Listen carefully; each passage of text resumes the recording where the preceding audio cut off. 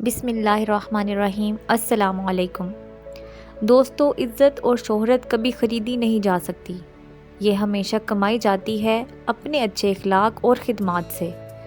بڑھتے ہیں آج کی کہانی کی طرف۔ یہ کہانی ہے دو لڑکوں کی، علی جو ایک محنتی لڑکا تھا مگر غریب گھرانے سے تعلق رکھتا تھا، اور فرحان جو ایک امیر گھرانے کا لاڈلا بیٹا تھا۔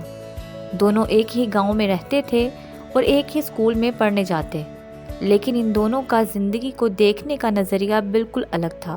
علی محنت اور ذہانت کے بل پر کامیابی حاصل کرنے کا قائل تھا، جبکہ فرحان دولت کے بل بوتے پر عزت اور شہرت کمانا چاہتا تھا۔ اس کو اپنی تعریف سننا بہت پسند تھی، اس لیے اس کے ارد گرد کچھ خوش آمدی اور لالچی لوگ جمع ہوتے گئے جو ہر وقت اس کی تعریف میں لگے رہتے۔ فرحان نے اپنے خوش آمدی دوستوں سے مشورہ کیا کہ وہ راتوں رات کیسے مشہور ہو سکتا ہے، تو اس کے خوش آمدی دوستوں نے اسے بتایا۔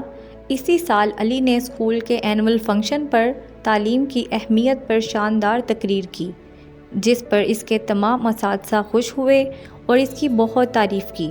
فرحان کو علی کی تعریف سے شدید جیلسی فیل ہوئی۔ اس نے سوچا کہ وہ بھی مشہور ہونے کے لیے کچھ خاص کرے گا۔ اس نے اپنے خوش آمدی دوستوں کے کہنے پر ایک سنگنگ کنسرٹ کا اہتمام کیا، لیکن بدقسمتی سے کنسرٹ کے دن کوئی سنگر وہاں نہ پہنچا۔ مجبوری میں فرحان خود ہی اسٹیج پر پہنچا اور گانا گانے لگا۔ چاندنی رات نہ کوئی بات، میں اکیلا اور گاری کا ساتھ۔ لوگوں کو اس کا بے سورا گانا بہت برا لگا۔ کسی نے اس کے اس گانے کو مینڈک کی ٹرواں ٹرواں سے مشابہت دی، اور کسی نے تو کالے کوے کی کائیں کائیں کہا، اور کسی شرارتی نے جملہ کسا کہ آپ کو ملک کے بارڈر پر جا کر گانا گانا چاہیے۔ فرحان دل ہی دل میں بہت خوش ہو رہا تھا کہ شاید میری تعریف ہو رہی ہے۔ اتنے میں ایک اور آواز آئی کہ واقعی یہ گانا دشمنوں کے لیے ہے۔ فرحان اور زور زور سے گانا گانے لگا، جس سے تقریباً سارے لوگ اٹھ کر چلے گئے۔ پھر ایک بار اسکول میں ایجوکیشن ڈپارٹمنٹ نے کھیلوں کا مقابلہ کروایا، جس میں علی نے بیڈمنٹن سلیکٹ کیا۔ فرحان علی پر خوب ہنسا اور کہا، یہ تو لڑکیوں کا کھیل ہے، میں ایسی گیم سلیکٹ کروں گا جس میں میری شہرت بھی ہوگی اور لوگ بھی مجھ سے ڈریں گے۔ فرحان نے بیوقوفی میں آ کر باکسنگ سلیکٹ کر لی اور دوسرے اسکول سے آئے ہوئے باکسنگ چیمپئن کے ساتھ میچ رکھوا لیا۔ اسے بہت خوشی تھی کہ میچ جیتنے کے بعد سب لوگ اس سے ڈرنے لگیں گے اور وہ بہت مشہور ہو جائے گا۔ مگر جیسے ہی مقابلہ شروع ہوا، فرحان جوش میں آ کر حملہ آور ہوا اور زور زور سے مکے چلانے شروع کر دیے، جبکہ سامنے والا تربیت یافتہ کھلاڑی تھا۔ اس نے فرحان کے مکے سے خود کو بچایا۔ اتنی دیر میں سارے مجمع میں شور مچ گیا اور انہیں سمجھ آ گئی کہ فرحان کو باکسنگ کا کچھ پتہ نہیں، یہ تو بری طرح پٹے گا۔ فرحان کو لگا کہ سب لوگ اس کو داد دے رہے ہیں۔ اس کا مخالف ایک منجا ہوا باکسر تھا۔ اس نے ایک زوردار پنچ مارا اور فرحان کو ناک آؤٹ کر دیا۔ فرحان کے دوست اس کو اٹھا کر باہر لائے۔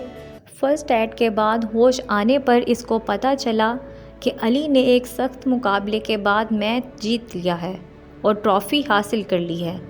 خیر، انہی دنوں میں ان کی تعلیم مکمل ہو گئی۔ تعلیم مکمل کرنے کے بعد دونوں نے اپنے اپنے کھیتوں میں کھیتی باڑی شروع کر دی۔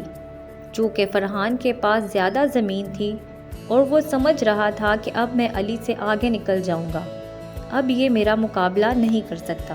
علی نے زراعت کے جدید طریقہ کار اپنائے اور اپنی تھوڑی سی زمین میں آرگینک فصلیں اگانے لگا، جس سے نہ صرف اس کو اچھی قیمت مل جاتی بلکہ اس کی آرگینک فوڈ بھی مشہور ہونے لگی۔